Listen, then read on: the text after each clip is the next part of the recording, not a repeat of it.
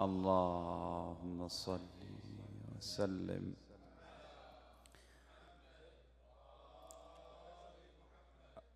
أعوذ بالله من الشيطان الرجيم.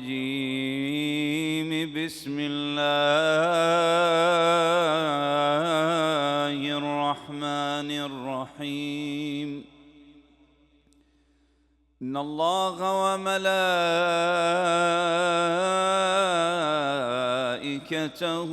يصلون على النبي يا أيها الذين آمنوا صلوا عليه وسلموا تسليما. اللهم صل وسلم على محمد. بني طه لكم طابت أصول وأنتم للورى ظل ظليل. لسامي قدركم عز الوصول إليكم كل مكرمة تؤول. إذا ما قيل جدكم الرسول أبوكم فارس الهيجا علي وأمكم المطهرة البتول. صل وسلم على محمد. لآل البيت عز لا يزول وفضل لا تحيط به العقول. كفاكم يا بني الزهراء فخرا إذا ما قيل جدكم الرسول أبوكم فارس الهيجا علي وأمكم المطهرة البتول. اللهم صل وسلم على محمد. مولاي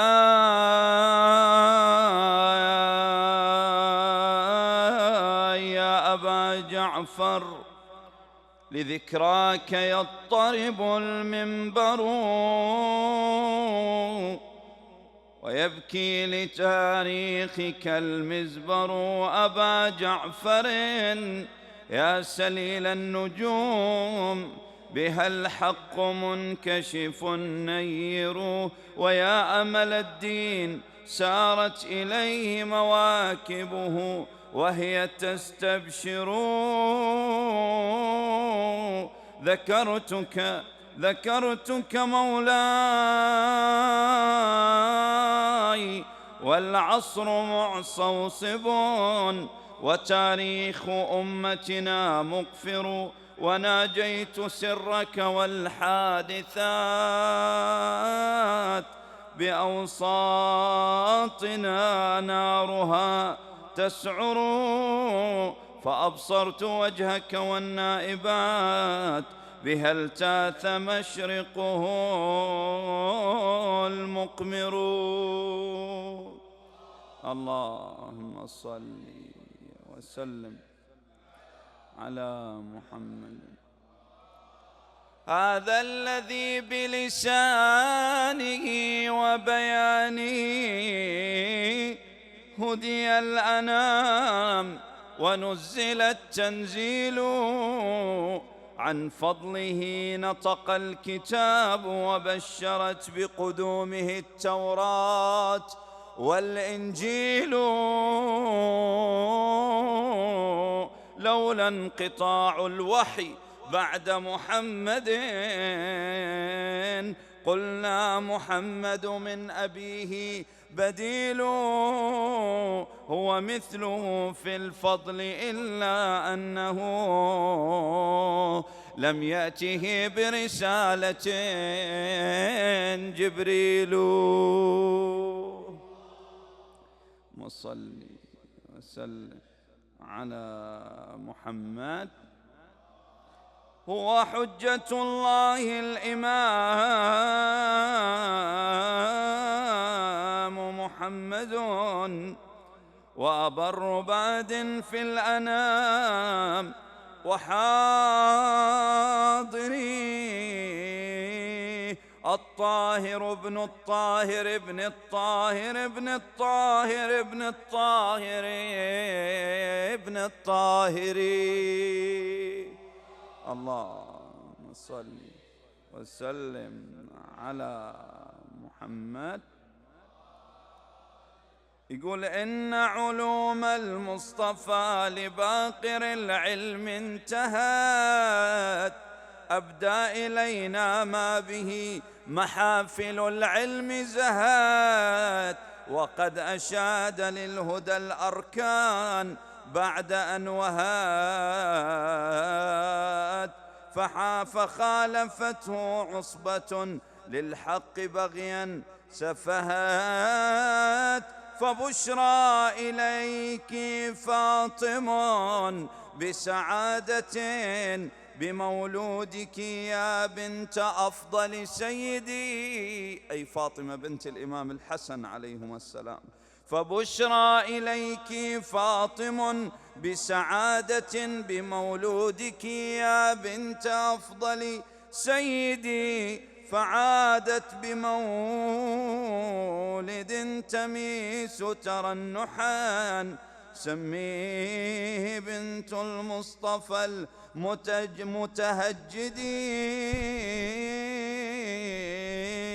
سميه بنت المصطفى المتهجد.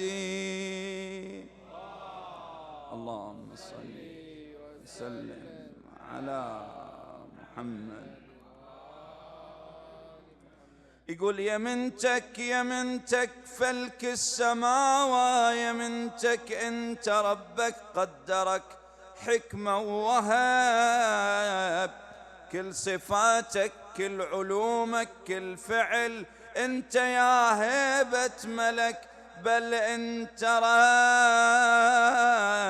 خل يلوموني بمحبتك يا الولي، خل يلوموني بمحبتك يا الولي، ثابت قلبي ولا لحظة انقلب، من أذكر اسمك يقشعر مني البدن، يا الذي مولود في غرة رجب. أفضل الصلاة والسلام عليك يا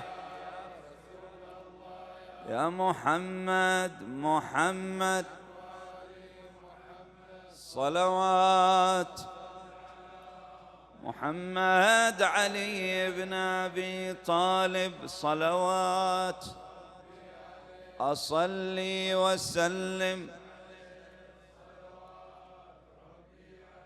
جاء عن إمامنا الباقر عليه السلام أنه قال: حديثنا صعب مستصعب، لا يحتمله إلا نبي مرسل أو ملك مقرب أو عبد امتحن الله قلبه بالإيمان. صدق إمامنا الباقر من آل محمد. اللهم صل وسلم على محمد وعجل اللهم لوليك وابن أوليائك الفرج والنصر والعافية يا أرحم الراحمين. نبارك لكم جميعا أيها المؤمنون أيتها المؤمنات ذكرى ميلاد إمامنا الباقر عليه السلام، وذكرى مواليد الأئمة الطاهرين في هذا الشهر المبارك، وحلول شهر رجب الأغر المبارك الأصب الذي تصب فيه الرحمة صبا، نسأل الله أن يوفقنا وإياكم فيه للطاعات ونيل المثوبات. مما يتصف به أهل البيت عليهم السلام ويتميز به صلوات الله وسلامه عليهم أجمعين أن كلامهم ليس ككلام سائر المخلوقين، بل كلامهم فوق كلام المخلوقين وأدنى من كلام الخالق. وهذه من الأمور التي تجعلنا نتبع أهل البيت عليهم السلام. حينما نسأل كثير أو نسمع عن كثير من أولئك الذين اتبعوا منهج أهل البيت عليهم السلام، فيسأل: لأي شيء اتبعتم منهج أهل البيت عليهم السلام؟ فيقولون: لأننا قرأنا أو سمعنا بكلام آل بيت محمد صلوات الله وسلامه عليهم أجمعين. فكلامهم كما تصفه الزيارة الجامعة: كلامكم نور، أي أنه ينقذف في الفؤاد، أي أنه يأتي ويلامس الفؤاد، وذلك ما بينه الله تعالى في قوله: بسم الله الرحمن الرحيم واجعل أفئدة من الناس تهوي إليهم. كيف تهوي أفئدة الناس إلى آل محمد صلوات الله وسلامه عليهم أجمعين؟ من خلال الاستماع إلى كلامهم صلوات الله وسلامه عليهم أجمعين. ما هو أولاً المقصود بالكلام الصعب المستصعب؟ الكلام الصعب المستصعب وهو الذي يحتاج إلى تبيين، ويحتاج إلى توضيح، ويحتاج إلى مزيد من البيان. ونحن إذا جئنا إلى كلمات أهل البيت عليهم السلام وجدناها كذلك. فخذ فقط دعاء من الأدعية أو حديث من أحاديث أهل البيت عليهم السلام حول الخالق جل شأنه، أو في وصف النبي الأكرم صلى الله عليه وآله، أو حديث أمير المؤمنين سلام الله عليه في وصف الدنيا. وتعال شوف نهج البلاغة شلون مليء بالعبارات التي تحتاج إلى تبيين وتوضيح. فلما جاء الشارحون ليشرحوا كلمات أمير المؤمنين سلام الله عليه احتاجوا إلى مجلدات عديدة لكي يشرحوا ذلك الكلام لأمير المؤمنين سلام الله عليه، وما استطاعوا أن يشرحوا كلام أمير المؤمنين سلام الله عليه. لهذا إذا وقفنا على كلامهم مثلا في الأدعية المباركة التي جاءت عنهم، ونحن في أيام شهر رجب، من الأدعية التي يستحب أن تقرأ في شهر رجب التعقيب الذي يستحب أن يقرأ وراء كل صلاة: يا من أرجوه لكل خير وآمن سخطه عند كل شر، يا من يعطي الكثير بالقليل، يا من يعطي من سأله ومن لم يسأله تحننا منه ورحمة.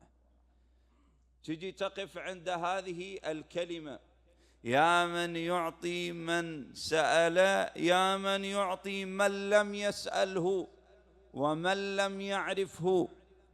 بأي معنى؟ لماذا يعطي الله عز وجل من لم يسأله ومن لم يعرفه؟ يجعل الإنسان يتدبر ويتأمل في تلك الكلمات.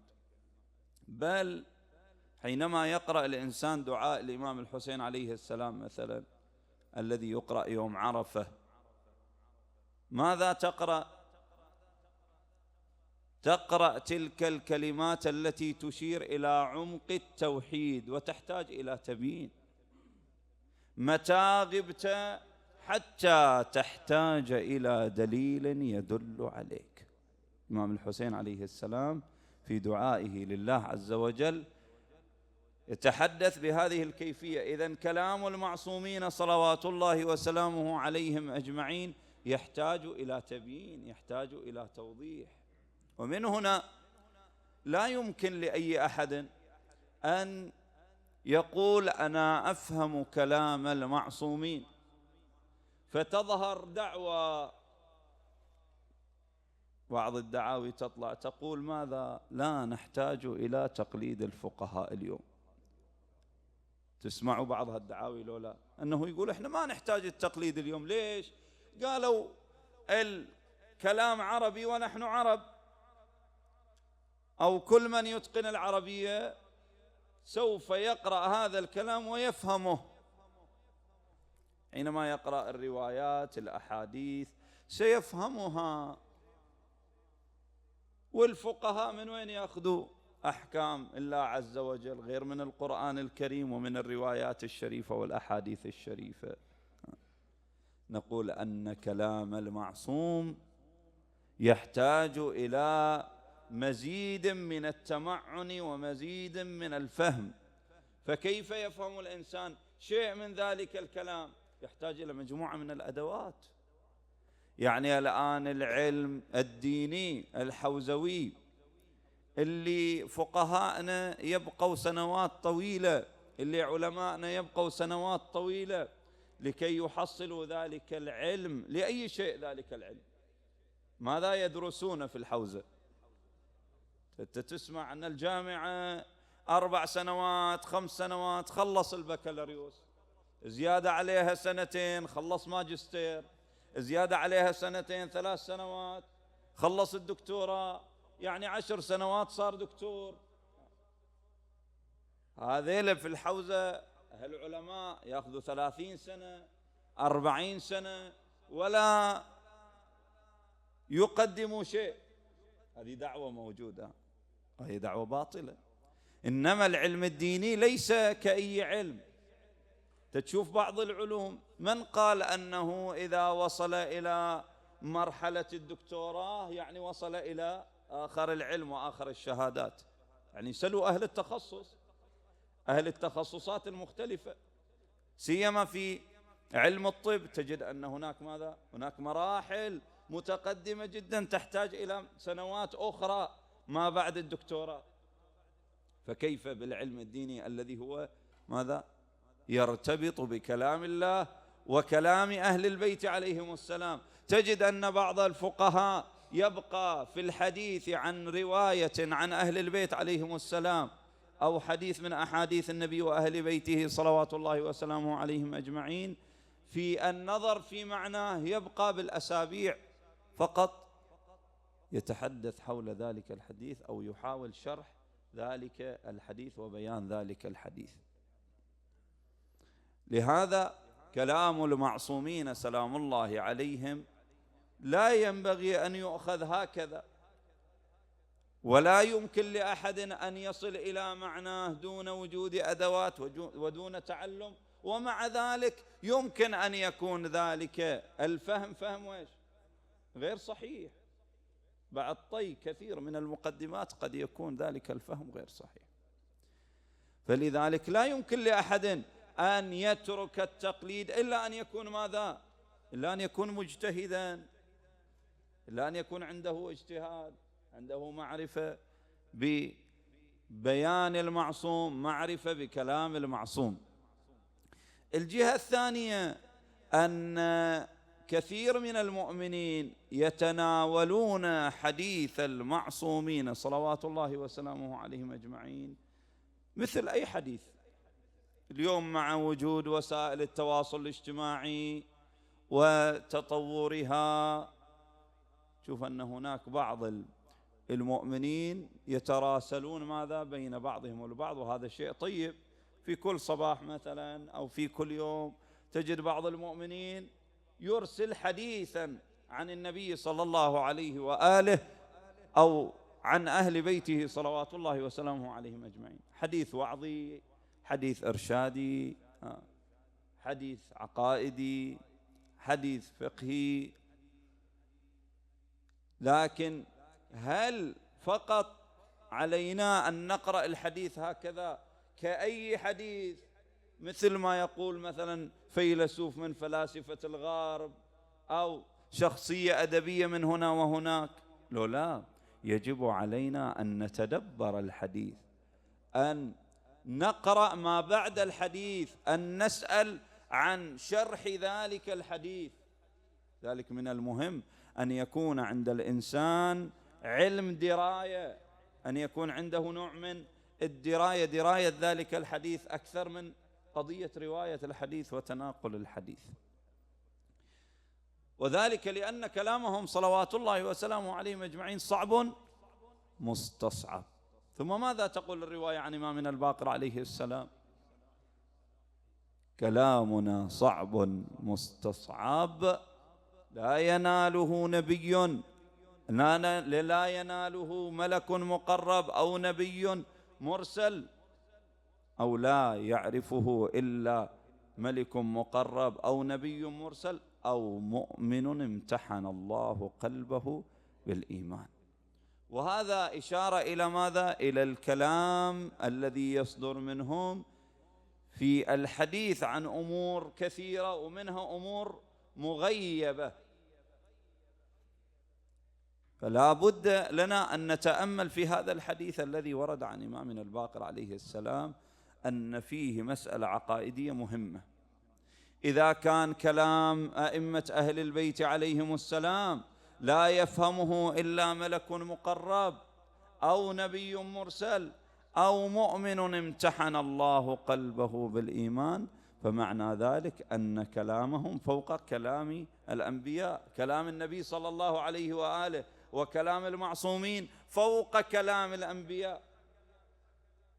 فمعنى ذلك أن لهم فضل فوق الأنبياء صلوات الله وسلامه عليهم أجمعين. يعني هذه قرينة من القرائن التي تشير إلى عقيدتنا بأن الأئمة الطاهرين صلوات الله وسلامه عليهم أجمعين أفضل من سائر الأنبياء سوى نبينا محمد. اللهم صل وسلم على محمد. ولهذا تجد أن إمامنا الباقر عليه السلام، والذي أخبر رسول الله صلى الله عليه وآله بأنه يبقر العلم بقرا في حياته مع أبيه إمامنا زين العابدين أو أيام إمامته، كان إمامنا يملأ الناس بذلك الحديث الذي يحير القلوب ويحير العقول، الذي يحير العقول ويجعل القلوب منبهرة لذلك الحديث. فإنك تجد جابر بن عبد الله الأنصاري كيف كان يتحدث عن شخصية الإمام الباقر قبل أن يراه، حتى قال الناس أن جابرا قد كبر في سنه وصار يهذي. كان يجلس في مسجد رسول الله ويقول أنى لي بالباقر، أنى لي بالباقر.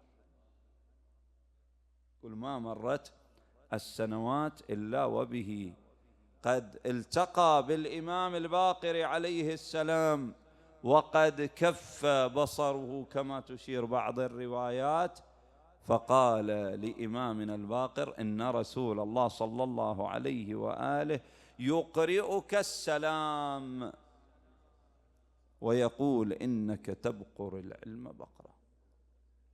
فلم يبق أحد في مشرق الأرض ولا مغرب الأرض إلا وأشار إلى فضل إمامنا الباقر وإلى علمه وإلى مكانته، وهو سلام الله عليه الذي حدث الناس بحديث رسول الله صلى الله عليه وآله، وأيضا بين للناس مكانة أهل البيت عليهم السلام، فقال للناس إنا بلينا بالناس وابتلى الناس بنا. شلون ابتلى الناس بآل محمد؟ إن لم يطيعونا لم يهتدوا، وإن سكتنا عنهم لم يسألوا. الناس صارت لا تسأل آل محمد، لا تتقرب إلى آل محمد صلوات الله وسلامه عليهم أجمعين. وإذا تركوا أهل البيت عليهم السلام لم يهتدوا، لأنه لا يهتدي أحد إلا بهم صلوات الله وسلامه عليهم أجمعين. الجهة الثانية في حديثنا أننا لولا آل محمد صلوات الله وسلامه عليهم أجمعين لما عرفنا الحق ولما اهتدينا إلى الحق. ومن بين ذلك ماذا؟ من بين ذلك هذا الشهر العظيم شهر رجب الأصب. تجد أن الشيعة يهتمون بهذا الشهر دون أغلب المسلمين. نعم هناك شطر من المسلمين يهتمون بهذا الشهر بناء على بعض أحاديث النبي صلى الله عليه وآله، لكن لماذا الشيعة يهتمون بشهر رجب ويتهيئون له ويضعون برنامجا عباديا لهم ويستعدون؟ تجد كل واحد يتحدث مع صاحبه وكل شخص يتحدث مع أسرته: متى سنذهب إلى العمرة؟ وإن شاء الله متى نبدأ الصيام؟ لماذا الشيعة يهتمون بشهر رجب؟ ذلك لأنهم أخذوا عن أهل البيت عليهم السلام، وغيرهم لم يأخذ عن أهل البيت عليهم السلام. عرفنا ذلك من خلال أهل البيت عليهم السلام الذين عرفونا كما في الرواية أن شهر رجب نهر في الجنة أصفى من اللبن وأحلى من العسل، وأن رجب سمي بشهر رجب الأصب لأن الرحمة تصب فيه صبا، وأن رجب شهر الصيام وشهر القيام، من صام فيه يوم كما في الرواية عن أبي عبد الله الصادق عليه السلام وجبت له الجنة.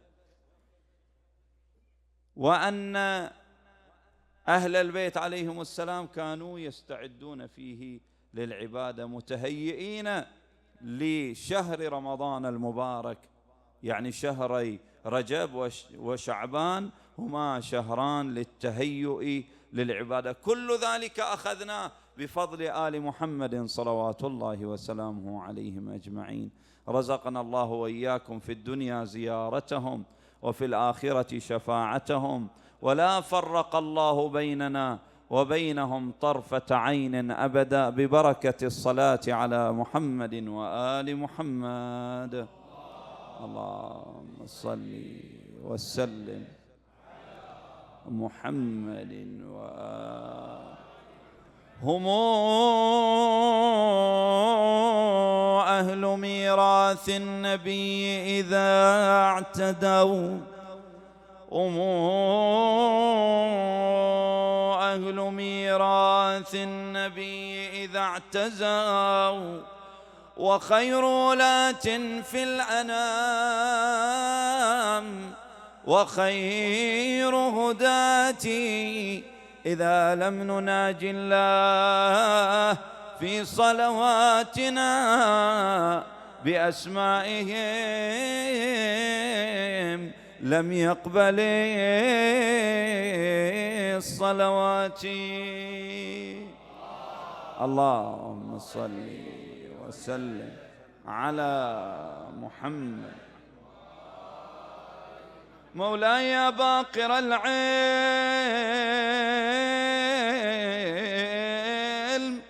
يقول ولك هم إلي هم من جلو ولا، ولك هم إلي حاجة انقضت أحسب، ولك هم إلي قلب بفرح هايم، ولك هم قلب والباقر أعلم بالقضية. اللهم صل وسلم على محمد. فرحتم فرحتم دعاكم داعي الفرحة، فرحتم اجيتوا المولد الباقر، فرحتم والله كشف كربة وقضى حاجة. إلهي اقضي حوائجنا واكشف كربنا يا الله بحق إمامنا الباقر. كشف كربة وقضى حاجة فرحتم، عساها تدوم هالفرحة الهنية، عساها تدوم عساها تدوم هالفرحة الهنية الهنية. اللهم صل على محمد وآل محمد، اللهم صل على محمد وآل محمد. محمد صلى الله عليه وآله وسلم. اللهم صل على البشير النذير والسراج المنير، البدر الزاهر والدر الفاخر، صاحب المناقب والفضائل، حبيب إله العالمين رسول الله صلى الله عليه وآله وسلم. اللهم وصل على إمامنا ذي النور الباهر والقمر الزاهر، إمامنا محمد بن علي الباقر ابن رسول الله صلى الله عليه وآله. أول هاشمي من هاشميين، وعلوي من علويين، وفاطمي من فاطميين، إذ تزوج إمامنا زين العابدين بابنة عمه فاطمة بنت إمامنا الحسن عليه السلام. وهذا من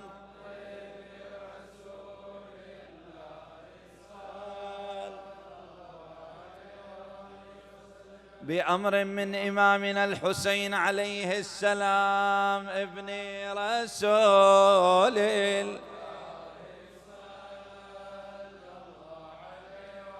صلى الله عليه وآله وسلم. ولما أراد الله تعالى أن يظهر نور إمامنا الباقر عليه السلام، جاء ملك من الملائكة بشربة من الجنة من عند بطنان العرش، فشربتها مولاتنا فاطمة عليها السلام، إذ حملت بإمامنا الباقر عليه السلام، ولم تجد في حملها ألما ولا وجعا، بل كانت تجد خفة واتساعا، وذلك من بركات رسول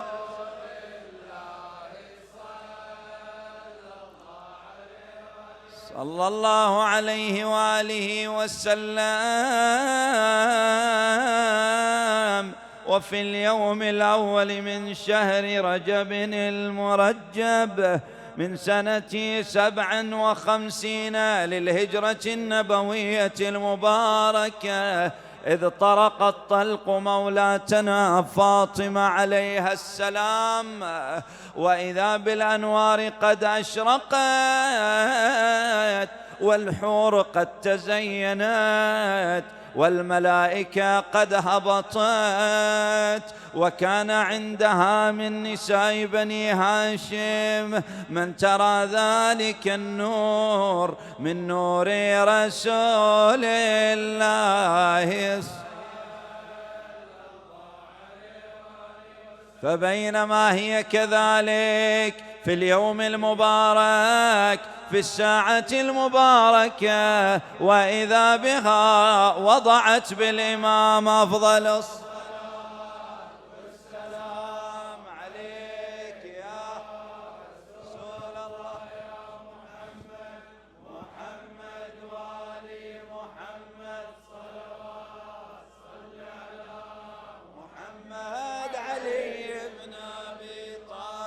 الصلوات أصلي وسلم وعليه الصلاة وعليه السلام وعليه الصلاة وعلى آله الميامين الكرام. فوالله لا أخشى من النار في غدي وأنتم ولاة الأمر يا آل أحمد. فها أنا جئتكم رافعا يدي خذوا بيدي يا آل بيت محمد. اللهم صل وسلم على محمد. اللهم صل على محمد وآل محمد. يا من يملك حوائج السائلين ويعلم ضمير الصامتين، لكل مسألة منك سمع حاضر وجواب عتيد. اللهم ومواعيدك الصادقة وأياديك الفاضلة ورحمتك الواسعة، فأسألك أن تصلي على محمد وآل محمد، وأن تعطيني خير الدنيا وخير الآخرة، وأن تقضي حوائجي للدنيا والآخرة، إنك على كل شيء قدير. عجل لوليك وابن أوليائك الفرج، سهل له المخرج، اقضي حوائجنا وحوائج المحتاجين، اشفي كل مريض من مرضى المؤمنين والمؤمنات، فك كل أسير من أسرى المؤمنين والمؤمنات، فرج عن كل مكروب، اقضي حوائجنا وحوائج المحتاجين. والفاتحة إلى أمواتكم وموت المؤمنين والمؤمنات والمسببين والمؤسسين. قبلها أفضل الصلاة والسلام عليه.